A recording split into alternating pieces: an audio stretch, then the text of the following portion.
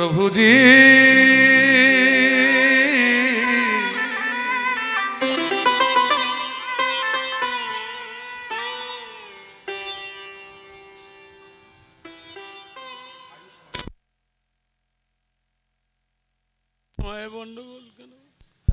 জানি তাই এই নরসিংহপুর নিবাসী আয়ুষ মণ্ডল গোবিন্দ সেবার জন্য 100 টাকা দান করেছেন। ভগবানের চরণে প্রার্থনা করি যেন গোবিন্দ সেবায় এইভাবে নিজেকে নিয়োজিত করে রাখতে পারে। তাই গৌর হরি বল। হরে বৃন্দাবনে যাব আমরা, ভগবানের সঙ্গে একটু মনের কথা বলে নেব একটা ছোট হিন্দি ভজনের মাধ্যম দিয়ে। মনের কথাটা কি? ভক্ত আর ভগবানের যে সম্বন্ধ, সেই সম্বন্ধটা আমরা একটা হিন্দি ভজনের মাধ্যমে প্রথমে জেনে নেব, তারপর আমরা লীলা আস্বাদন করব। প্রভুজি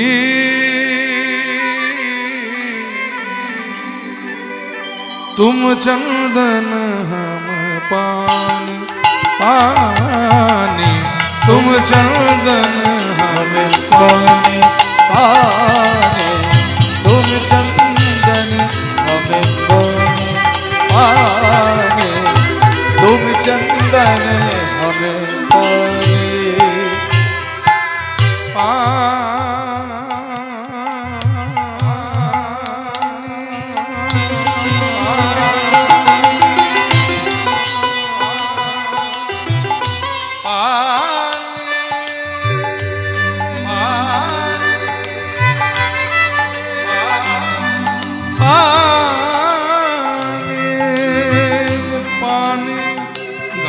पानी, तुम चंदन हमें पानी पानी, तुम चंदन हरि पानी, तुम चंदन हमें पानी। प्रभु जी तुम चंदन हम पानी, अर्थात তুমি চন্দন আর আমি হলাম জল, মানে তুমি মূল্যবান আর আমি হলাম মূল্যহীন। কিন্তু তোমার আমার একটা সম্বন্ধ আছে, সেটা কি? ওই যে जाते रंग रंग बास समाने, जाते अंग अंग बास समाने, जाते अंग अंग बास समाने, जाते अंग अंग बास समाने। प्रभु जी तुम चंदन हम पानी पानी, तुम चंदन हमें पानी पानी, तुम चंदन हमें पानी। भगवान তুমি হলে চন্দন আর আমি জল, অর্থাৎ তুমি মূল্যবান আমি মূল্যহীন। কিন্তু তোমার আমার একটা সম্বন্ধ আছে, সেটা কি? সেটা হলো তুমি আর আমি দুয়ে মিলেমিশে আমরা জগৎকে গন্ধ দান করি, এটাই হলো তোমার আমার সম্বন্ধ। তাই গৌর হরি বল হরি বল। আরো সম্বন্ধ আছে তোমার সঙ্গে আমার, একটা একটা করে বলি।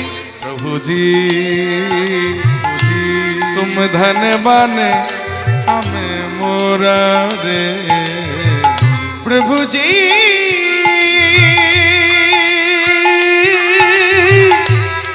तुम धनवान हमें मोरा रे, तुम धनवान तुम धनवान हमें मोरा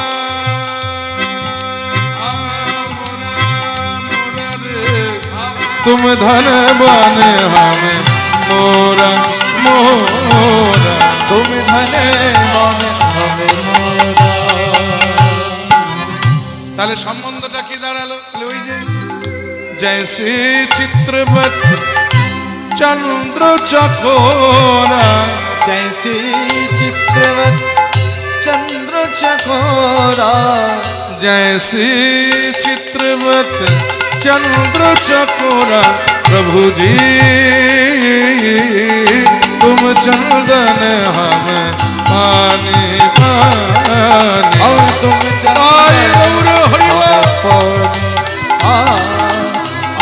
तुम चंदन हमें पानी। তাহলে তোমার আমার সম্বন্ধটা কেমন? ওই যে জয়সী চিত্রবত চন্দ্র চকোরা, চাঁদের সঙ্গে চকোরার যে সম্বন্ধ, মানে পৃথিবীতে এক ধরনের পাখি আছে যার নাম হলো চকরা। এরা কিন্তু প্রাকৃত খাবার খায় না, আমরা যেমন প্রাকৃত খাবার খাই, ভাত ডাল তরকারি ইত্যাদি। এরা কি খায়? এরা প্রতীক্ষা করে বসে থাকে কখনো গগনে চাঁদ উঠবে, আর সেই চাঁদের সুধা মানে জ্যোৎস্না দান করবে, সেই চাঁদের সুধা পান করে এরা এদের জীবন ধারণ করে। তাহলে চাঁদ আর চকরার যে সম্বন্ধ, তোমার সঙ্গে আমার ঠিক সেই প্রকারের সম্বন্ধ। আরো সম্বন্ধ আছে। সেই সম্বন্ধটা কি? প্রভুজি, প্রভুজি तुम मोती हम धागा रे। ओ प्रभु जी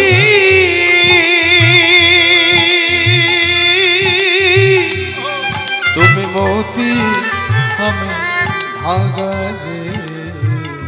तुम मोती हम तुम मोती हम মানে তুমি মতি মানে মুক্ত, আমি ধাগা মানে সুতো। মুক্ত দিয়ে যদি মালা গাঁথতে হয়, সুতো ছাড়া গাঁথা কি সম্ভব? তাহলে সম্বন্ধটা কি দাঁড়ালো? বলে ওই যে जैसे सोने में मिलत सुहागा, जैसे सोने मिलते सुहागा, जैसे सोने में मिलत सुहागा, जैसे सोने में मिलते सुहागा। प्रभु जी तुम चंदन हम पानी। बोला धनी जय धनी हरि बोल।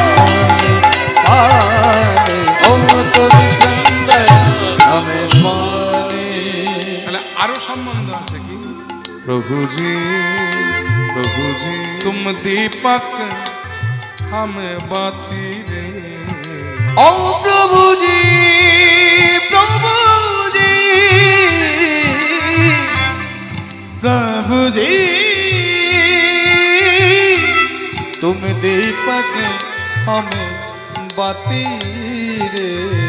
তুমি দীপক মানে আগুন, আর আমি বাতি মানে মাধ্যম। মাধ্যম ছাড়া বাতি জ্বলে? যায়নি তাই।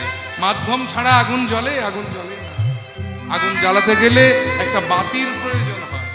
তাহলে তুমি যদি আগুন হও, আমি হলাম সেই বাতি। দুয়ে মিলে মিশে जैसे मिल जले दिन रात, जैसे मिलकर जले दिन रात। এই যে তোমার সঙ্গে আমার এত সম্বন্ধ বললাম, এর বাইরে তোমার সঙ্গে একটা মূল সম্বন্ধ আছে। এবার সেটা বলেই আমি শেষ করব। সেই সম্বন্ধটা কি জানো প্রভু? প্রভুজি প্রভুজি প্রভুজি तुम स्वामी हम दासा रे। प्रभु जी प्रभु जी प्रभु जी तुम स्वामी हमें दासा रे।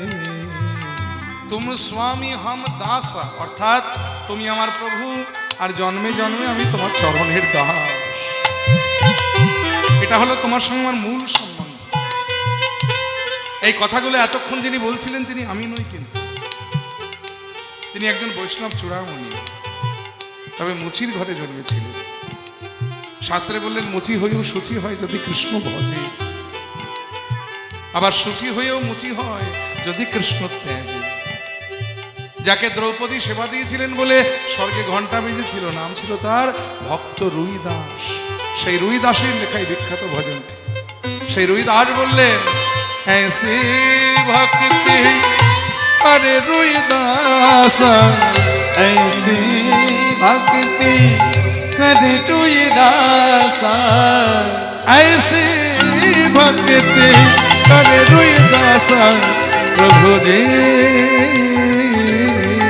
तुम चंदन हम पानी, तुम चंदन हमें पानी।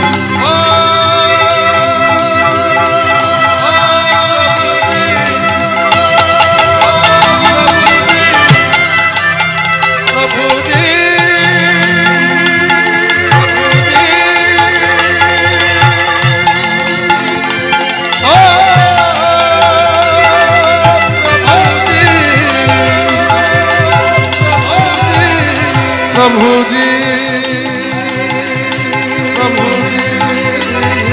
तुम चंदन हम गमा पसनी पानी पानी पानी पानी गमा पसनी तुम चंदन हम तुम चंदन हम तुम चंदन हम पानी।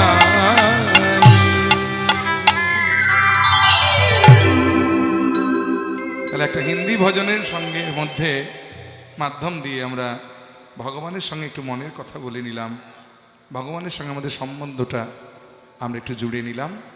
এবারে আস্বাদন করছি নিধুবনে কৃষ্ণ কালী লীলা। জয় নিতাই। রাধারানী অষ্টসখী পরিবৃতা হয়ে বসে আছেন নিজ সখীদের মাঝে, নিজ মন্দির, আস্তে কথা বলো না, নিজ মন্দির মাঝে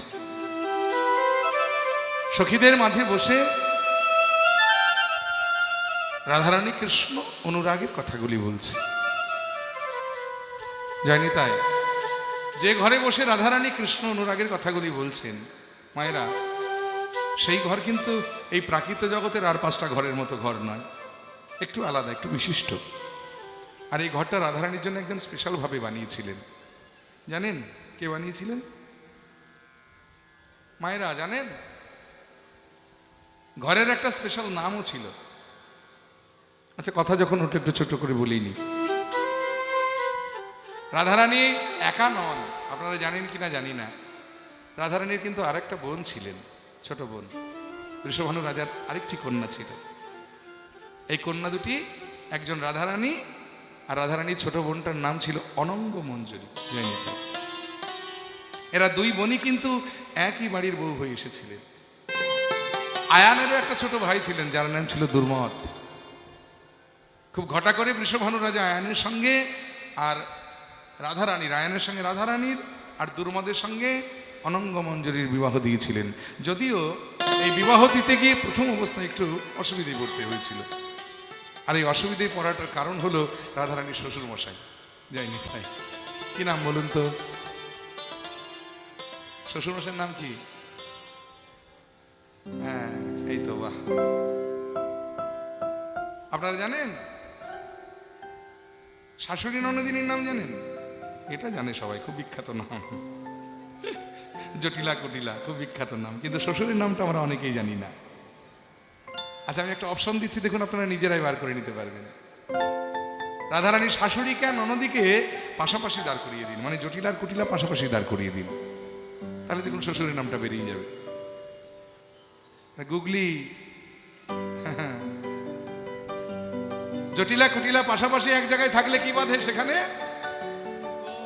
গোল বাঁধে না?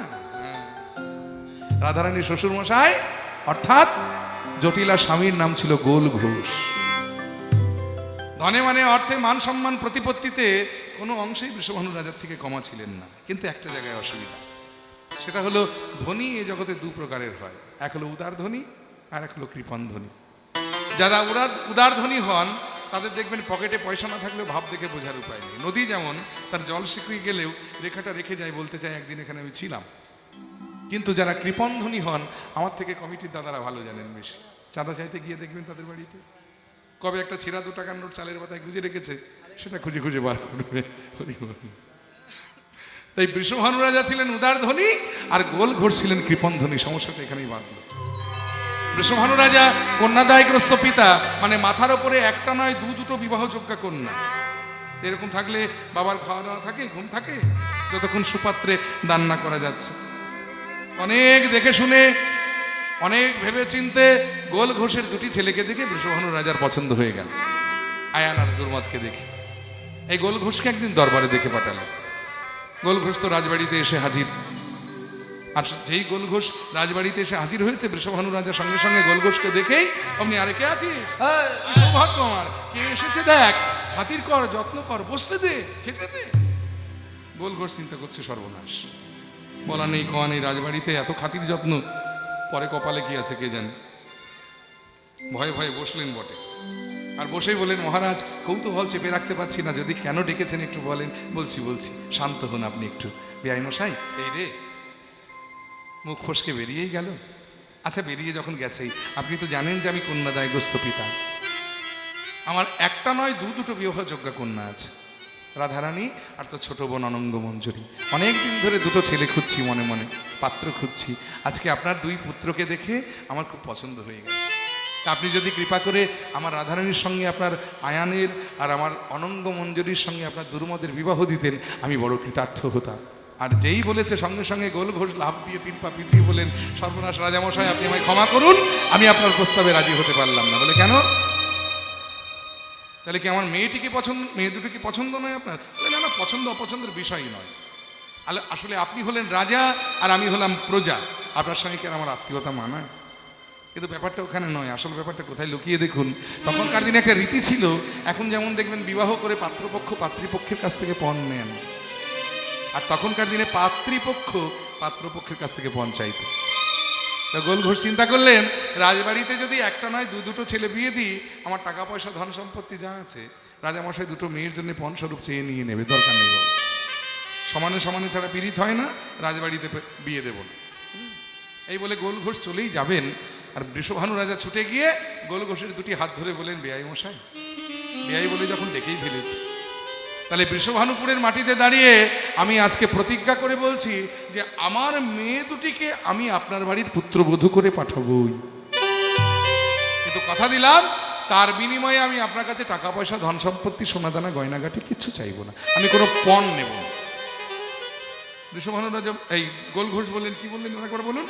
বলে আমি পণ নেব না। তো এই কথাটা এতক্ষণ বলতে কি হয়েছিল? এটা তো আগে বললেই পারতেন। আপনি যদি পণ না নেন, আমার কোনো অমত নেই, আমি রাজি আছি। তার একটা শুভ দিন দেখুন, এই শুভ দিনে শুভক্ষণে শুভ লগ্নে আয়ানের সঙ্গে রাধারানীর আর গোল ঘোষের সঙ্গে অনঙ্গ মঞ্জুরির বিবাহ হয়ে গেল। কন্যা সম্প্রদান করে বৃষভানু রাজা নয়নের জলে বদন ভাসিয়ে গোল ঘোষের দুটি হাত ধরে ঘরের কোণে একাকী ডেকে নিয়ে গিয়ে কাঁদতে কাঁদতে বললেন, বেয়াই মশাই, আজ আমার দুটো মেয়ে চিরদিনের জন্য আমার ঘর ছেড়ে আপনার ঘর আলোকিত করতে চলল আপনার পুত্রবধূ রূপে। পিতা হয়ে সেই মেয়ে দুটিকে এক্ষুনি বিদায় দিয়ে শ্বশুর বাড়িতে পাঠিয়ে দেব। কিন্তু বিদায় কি দিতে ইচ্ছে হয়? তবু যে দিতে হয়, বিধাতার নিয়ম। বেয়াই মশাই, আজকের এই শুভ দিনে শুভক্ষণে এই শুভ লগ্নে আমি আপনার হাত ধরে আপনার কাছে যদি কিছু চাই, আপনি কথা দিন আমায় ফিরিয়ে দেবেন না? গোল ঘোষ প্রতিবাদ করে বলে, রাজামশাই, আপনি কিন্তু কথার খেলাপ করছেন। আপনি তখন আমায় কথা দিয়েছিলেন যে মেয়ের বিয়ে দিয়ে আপনি আমার কাছে কোনো পণ চাইবেন না। আহা, আপনি রেগে যাচ্ছেন কেন? শান্ত হন। আমি এখনো কথা দিচ্ছি, আমি পণ নেব না।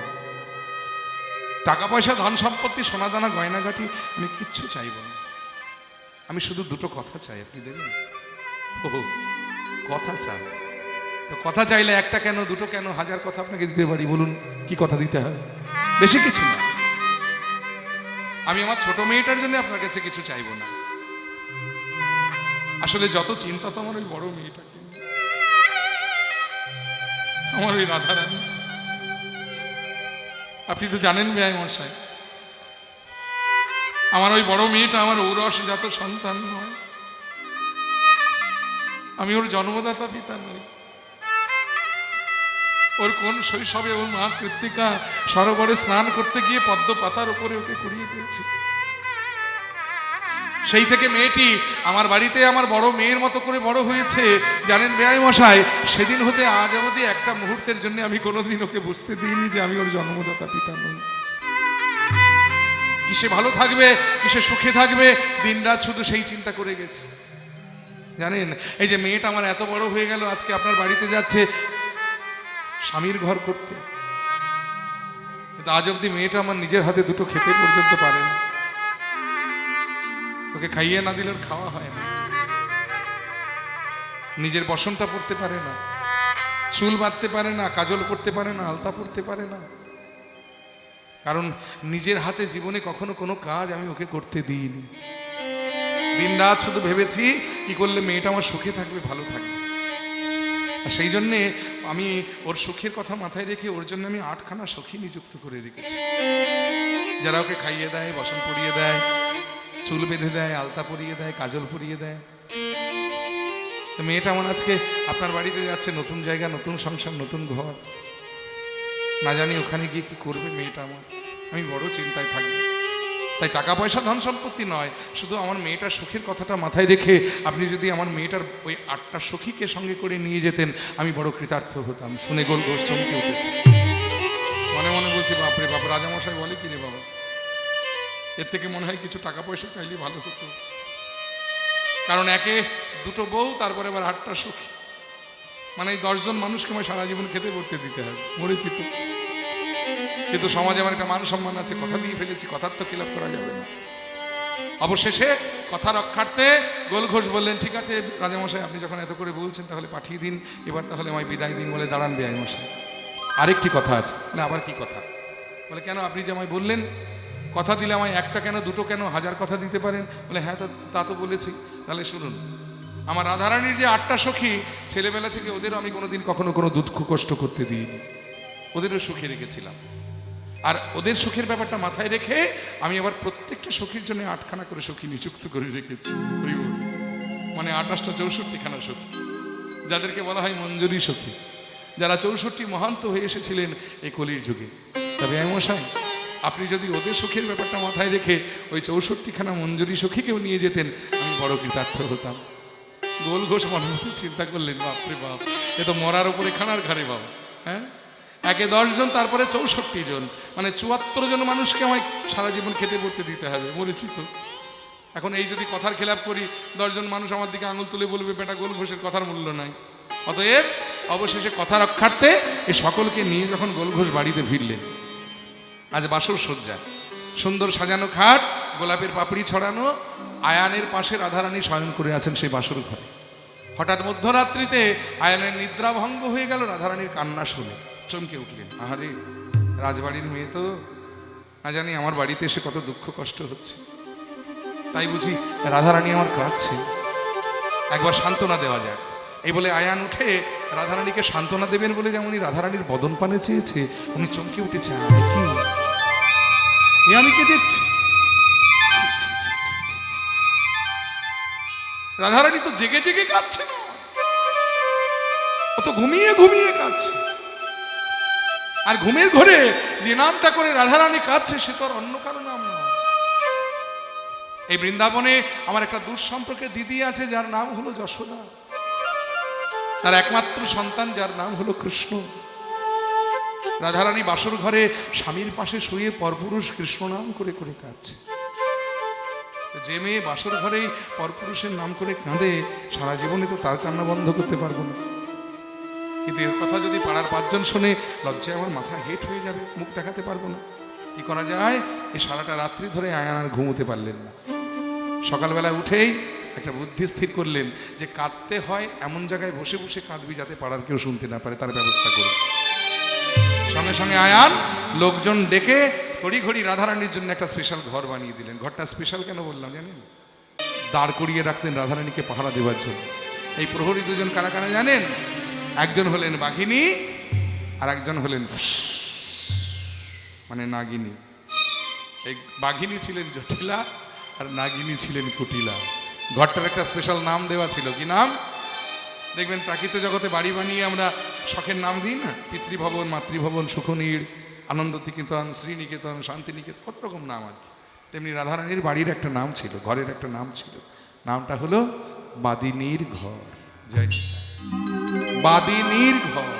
সেই ঘরে বসে রাধারানী কৃষ্ণ অনুরাগের কথাগুলি বলছেন। সখী, আজ আমি কৃষ্ণ ভালোবেসে হয়েছি কৃষ্ণ কলঙ্কিনী। কি কপাল আমার দেখ, কি কপাল আমার দেখ। কৃষ্ণ ভালোবেসে আমার কপালে শুধু কলঙ্ক, আর কিছু নয়। আমি কৃষ্ণ ভালোবেসেছি, ভাবলাম কৃষ্ণ প্রেম সাগরে ডুব দিলে আমি সুখ পাবো, কিন্তু হলো না। দুঃখের বাতাস আমার গায়ে লেগে গেল। তাই সখী রে, পিরে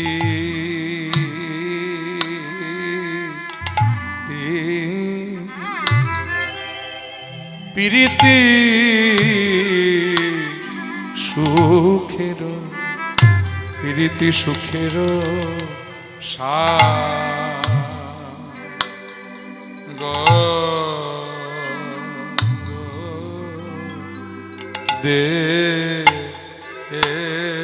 দেখিয়া প্রীতি সুখের সাগর দেখিয়া না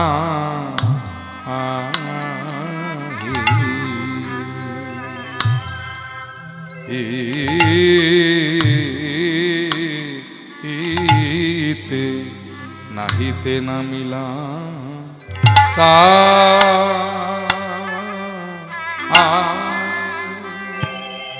আমি কাজে তো ভালো করি নাই রে সখী রে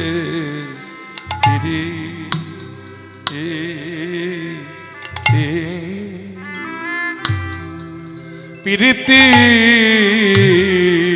সুখের সখী রে সুখ পাবো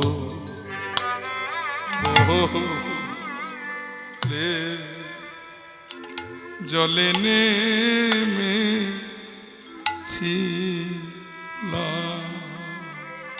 সুখে সুখে পাবো রাধে লে জলে নেমে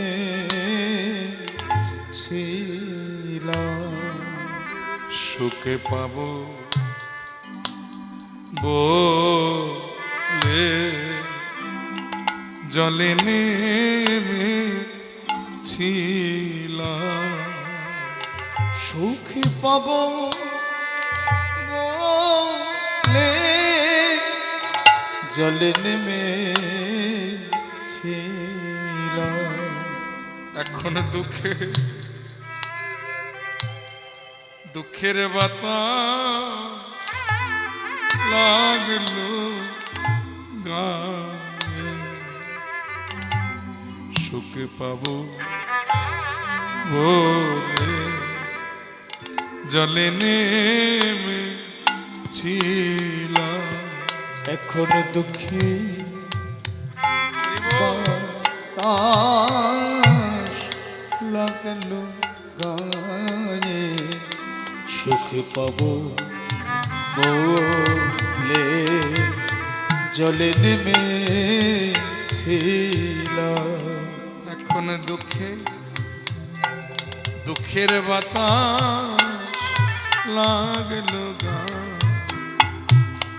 আমি কাজে তো ভালো করি না সুখ পাবো বলে জলে নেমেছিলাম সখী আমি কাজে তো ভালো করি আমার দুঃখে বাতাস লাগলো গায়ে আমি কাজে তো ভালো করি না আমার দুঃখে বাতাস লাগলো গায়ে আমি কাজে তো ভালো করি নাই রে ওগো দুঃখে বাতাস লাগলো গায়ে আমি কাজে তো ভালো করি নাই রে ওগো দুঃখের বাতাস লাগলো গায়ে আমি কাজে তো ভালো করি নাই রে ওগো দুঃখের বাতাস লাগলো গায়ে আমি কাজে তো ভালো করি নাই রে এখন দুঃখে বাতাস লাগলো গায়ে কাজ তো কিবা দুঃখে বাতাস লাগলো গায়ে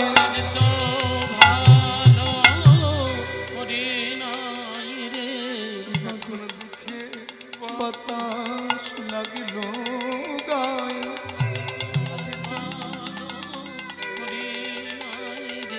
সখী দুঃখের বাতা লাগলো গায়ে আমি কাজে তো ভালো করি নাই রে আহা দুঃখের বাতাস লাগলো গায়ে আমি কাজ তো ভালো করি নাই রে এখন দুঃখের বাতাস লাগলো গায়ে কাজ তো ভালো করি নাই রে দুঃখের বাতাস লাগলো গায়ে কাজ তো ভালো করি নাই রে দুঃখের বাতাস লাগলো গায়ে গায়ে গৌর হরিব নাই রে দুঃখের বাতাস লাগলো গায়ে কাজ তো ভালো করি নাই রে দুঃখের বাতাস লাগলো গায়ে কাজ তো ভালো করি নাই রে সুখ পাবো বলে জলে নেমেছিলাম সখী পিড়িতে সুখের সাগর দেখিয়া নাহিতে নামিলাম তা সখীরে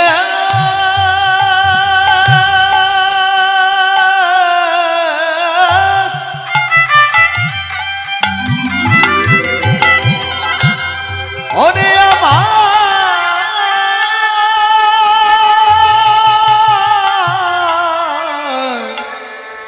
মরম সখী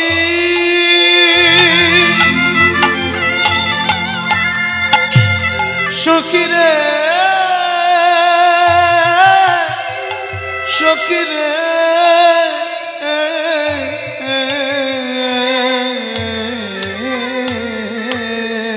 ওই পিড়িতে সুখের সাগর দেখিয়া নাহিতে নামিলাম তা প্রীতি সুখের সাগর দেখিয়া না যেতে না মিলাম তাই এখন নাহিয়া উঠিতে ফিরিয়া চাহিতে সখীর নাগিয়া উঠিতে ওগো ফিরিয়া চাহিতে বলি নাহিয়া উঠিতে ফিরিয়া চাহিতে নাগিয়া উঠিতে ফিরিয়া চাহিতে লাগিল দুঃখের বাই গো লাগিল দুঃখের বাই ওই নাগিয়া উঠিতে ফিরিয়া চাহিতে লাগিল দুঃখের বাগ লাগিল দুঃখের সুখ পাবো বলে জলে নেমেছিলাম সুখ পাবো বলে জলে নেমেছিলাম এখন দুঃখের বাতাস লাগলো গায়ে।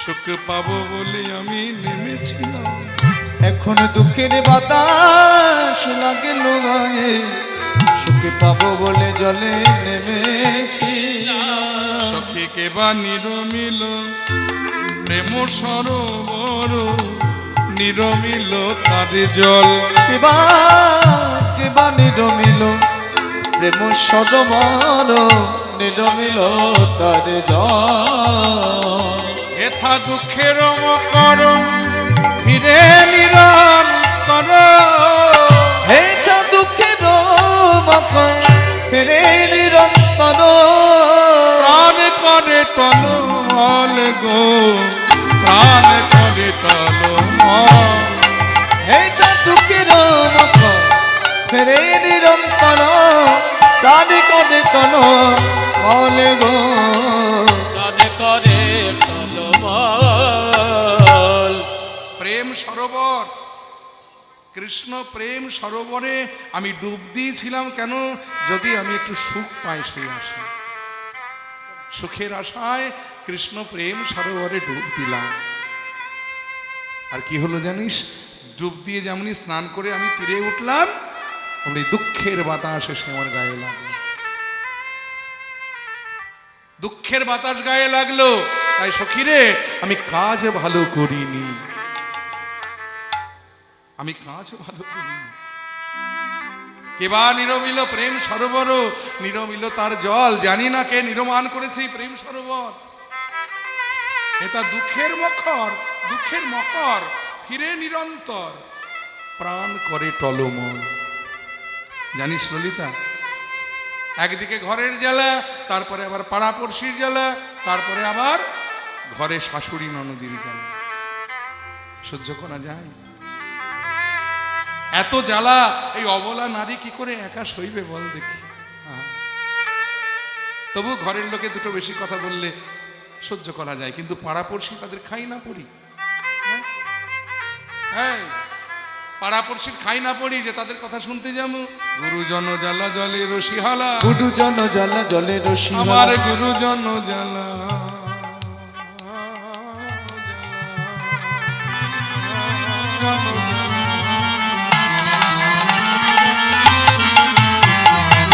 গুরুজন জ্বালা জলে রসিহালা, গুরুজন জ্বালা জলে রসিয়ালা, পড়শি জিয়ল মাছে, পড়শি জিয়াল মাছে, পড়শি জিয়ল মাছে। পড়শি জিয়াল মাছে। একদিকে ঘরের জ্বালা, তারপরে পাড়াপড়শির জ্বালা। গুরুজনের জ্বালা মানে জটিলা কুটিলা আমার গুরুজনা, তারা দিনরাত জ্বালা দিচ্ছেই। তারপরে আবার পাড়াপড়শির জ্বালা। ঘরের জ্বালা তবু সওয়া যায়, কারণ গুরুজন নিজের লোক, ওরা এখন এই বকছে, আবার একটু পরেই ভালোবাসবে। জলের শ্যাওলা যেমন এই আছে এই নেই, কিন্তু পাড়াপড়শি তাদের খাই না পড়ি। এই পাড়াপড়শির জ্বালা কেমন জানিস? জিওল মাছের কাটার মতো। ওইটুকু মাছ একবার যদি কাটা দেয় তো 3 দিন থাকে তার জ্বলুনি যায়নি। তাই ও মায়েরা, পাড়াপড়শির জ্বালা কেমন জানেন? সহ্য করেছেন কোনোদিন? যে সহ্য করেছে সে জানে পাড়াপড়শির জ্বালা কেমন যায়নি। তাই একটু বলি নাকি পাড়াপড়শির জ্বালাটা কেমন একটু শুনে নিন। এক ব্যক্তি বাজারে গিয়েছে বাজার ঘাট করতে, ছেলে সঙ্গে নিয়ে, ছোট্ট ছেলেটাকে সঙ্গে নিয়ে। হাট বাজার করে ব্যাগ ভর্তি করে বাড়িতে ফিরছে, ফেরার পথে একটা গাধা দেখে পছন্দ হয়ে গেছে। গাধাটা দামদার করে কিনে নিয়েছে। গাধা কিনে গাধার গলার দড়িটা ধরে বাজারের ব্যাগটা হাতে ধরে বাড়ি ফিরছে। ভালোই আসছিল এতক্ষণ ভালোই আসছিল, কোনো সমস্যা হয়নি। যেই সমস্যা শুরু হলো কখন জানেন? যখন পাড়ায় প্রবেশ করল।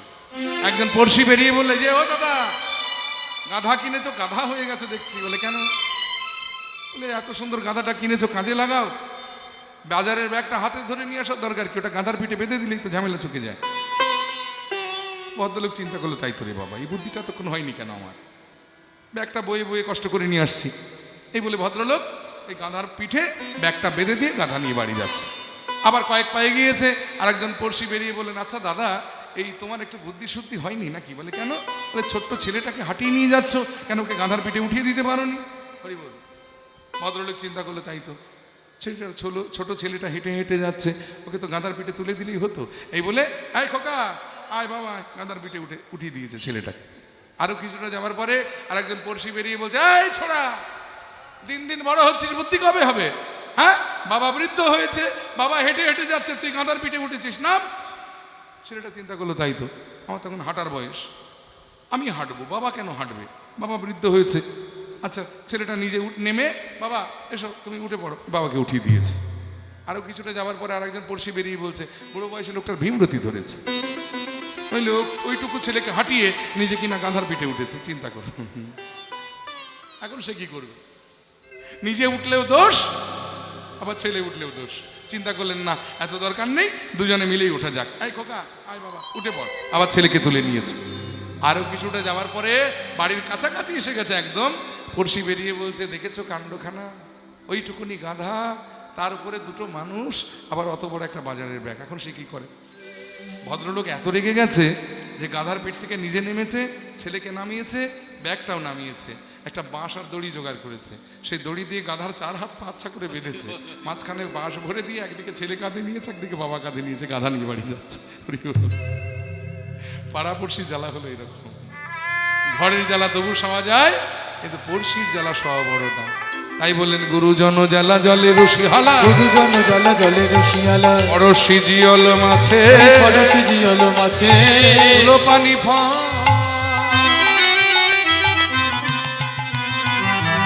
কুল পানি ফল কাটায় ও সকল পানি ফল কাটায় সকল সলিল ঘেরিয়ায় আছে পানি ফল কাটায় সকল শরীর ভেদিয়া আছে কুল পানি ফল কাটায় সকল কুল পানি ফল চেনেন জলে হয় সিঙ্গাড়ার মতো দেখতে দেখতে হ্যাঁ হ্যাঁ হ্যাঁ আর কুল কুল মায়েরা করকম কুল চেনেন করকম চেনেন হ্যাঁ গোল কুল নারকেল কুল আজকাল আবার হাইব্রিড কুল বেরিয়েছে আপেলের মতো দেখতে হ্যাঁ আপেল কুল কিন্তু এই কুল কিন্তু সেই কুল নয় এই কুল সেই কুল ভাবলে কিন্তু মুশকিল হয়ে যাবে জয়নি তাই যেমন ভেবেছিলেন এক ঠাকুমা সে এক কীর্তন হচ্ছে এক আসরে ঠাকুমা যাচ্ছে কীর্তন শুনতে মাঠের মাঝখান দিয়ে এক পেয়ে রাস্তার ধারে একটা বড় কুল গাছ দুপুরবেলা কাজকর্ম করতে গিয়ে কোনো জন কিষান ওখানে তাদের পেট খারাপ করেছিল জয়নি তাই তো যাই হোক যদিও রোদের তাপে শুকিয়ে গেছে আর ঠাকুমা ওই রাস্তা দিয়ে যেতে যেতে একটা কুল পড়বি তো পড় একেবারে টসটসে পাকা কুল ওই নোংরার মধ্যে পড়েছে আর কুলে এমনিতেই মেয়েদের একটু লোভ বেশি আর কি তো যাই হোক কুলটা দেখে ঠাকুমা এদিক ওদিক তাকিয়ে দেখছে কেউ কোথাও নেই কুলটা তুলে নিয়ে পাশে ডোবা ছিল ডোবার জলে ধুয়ে চাদরে মুছে খেয়ে নিয়েছে আর খেয়ে আসরে এসে যেই বসতে যাবে আর কীর্তনিয়া তখন গাইছে বলি তোর কুলের কথা বলবো নাকি কীর্তনিয়া যেই কথা বলেছে ঠাকুমা চিন্তা করছে রে সর্বনাশ বাবা কীর্তনিয়া কি গোনা পড়া জানে নাকি খেলাম মাঠের মাঝখানে পড়ে থাকা একটা নোংরার মাঝে পড়ে থাকা কুল আর কীর্তনিয়া আসরে দাঁড়িয়ে বলছে না বাবা এত লোকের মধ্যে কুলের কথা বলে দিলে সর্বনাশ মান সম্মান নিয়ে টানাটানি যাবে আসলে 10 টাকার একটা নোট বাঁধা ছিল পাশের একজনের কাছ থেকে একটা সেফটি পিন চেয়ে নিয়ে কীর্তনিয়ার বুকে মেরে দিয়ে বললো বাবা এত লোকের মধ্যে কুলের কথা বলে না কীর্তনিয়া চিন্তা করলো বাপরে বাপ এতদিনে একটা যোগ্য শ্রোতা পেয়েছি মাইরি কিছুই বলিনি শুধু বলেছি কুলের কথা বলবো নাকি কীর্তনটা কি বোঝে যে 10টা টাকা মেরে দিয়ে গেল হ্যাঁ এর কাছে অনেক কিছু আছে একে সহজে ছাড়া যাবে না জায়গাটা ধরে রাখতে হবে আর কিছু যদি পাওয়া যায় জয়নি তাই এই বলে ঠাকুমা যাই আবার বসতে যাবে আবার বলছে তোর কুলের কথা বলবো নাকি ঠাকুমা চিন্তা করছি রে বাবা 10 টাকাতেও হলো না হ্যাঁ কি দেবো আর যাক শাল আছে একটা হ্যাঁ একটা শাল আছে ছেলে এনে দিয়েছিল কাশ্মীর থেকে শাল যাই যাক মান সম্মান থাক কীর্তনের গলায় দিয়ে বলো বাবা আগে 10টা টাকা দিলাম এবার শাল দিলাম এবারে অন্তত চুপ করো এত লোকের মধ্যে কুলের কথা বলো না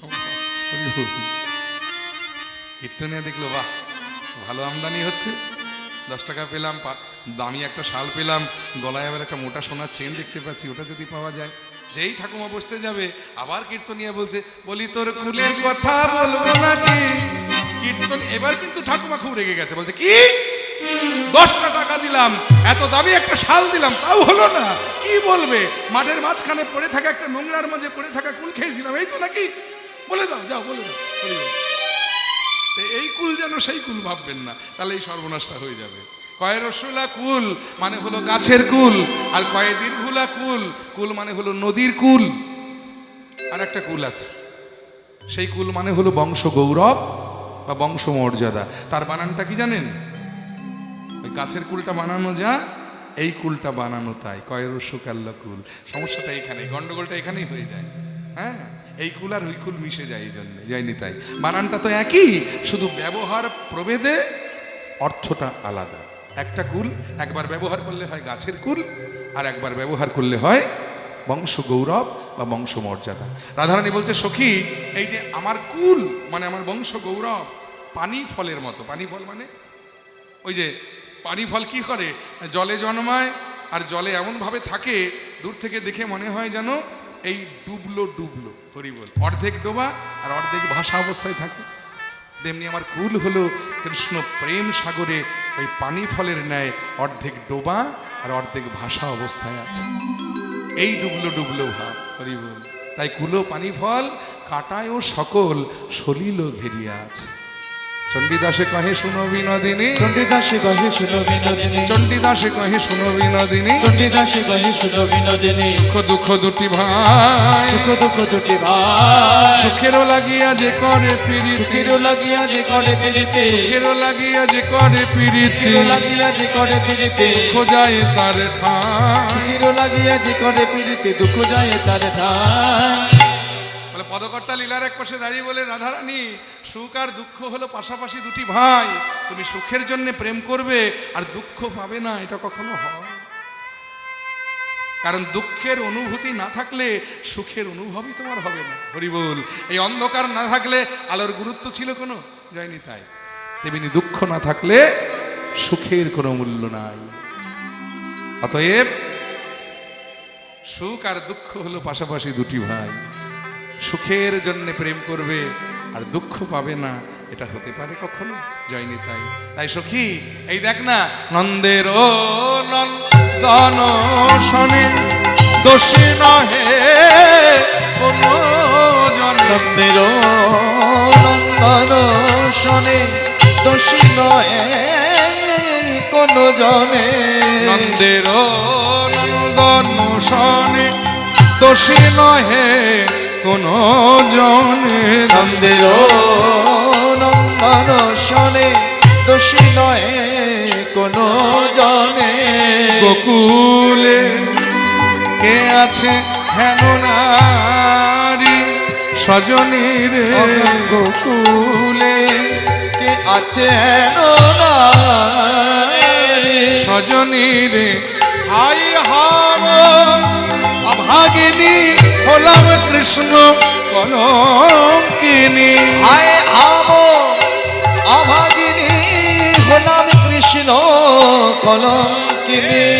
কহিতে নয়নে বহে বাড়ি সজনীর কহিতে নয় বহে বাড়ি। সজনীর কৃষ্ণ প্রেমে সবাই অন্ধ। কৃষ্ণ প্রেমে সবাই অন্ধ। বলি আমার কেবল কপাল মন্ধ, কৃষ্ণ প্রেমে সবাই অন্ধ। আমার কেবল কপালে বন্ধ। ওরে সকলে দেয় গাল আমার মন্দ। কেবল কপালে বন্ধ। বলি সকলে দেয় গাল মন্দ। আমার কেবল কপালে বন্ধ। সকলে দেয় গাল মন্দ, কৃষ্ণ প্রেমে সবাই অন্ধ।